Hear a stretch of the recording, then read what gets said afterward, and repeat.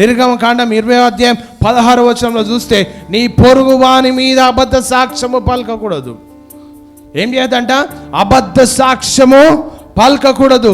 అబద్ధ సాక్ష్యం ఎందుకు పలకకూడదు అంటే అది దేవుని స్వభావము కాదు. మోసము చేయడము దేవుని స్వభావము కాదు.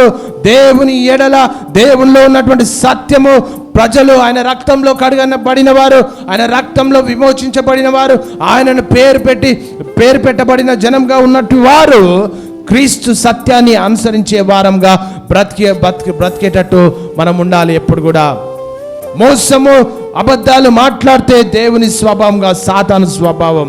ఈరోజు మనలో దేవుని స్వభావం ఉందా, సాతాను స్వభావం ఉందా? నేను అడుగుతున్నటువంటి ప్రశ్న.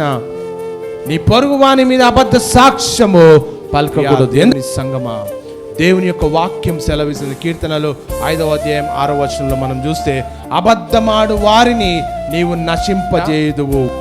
ఏం చేశారంట దేవుడు? కీర్తనకారుడు చెప్తున్నాడు 5:6 అబద్ధం ఆడితే ఏం చేశారంట?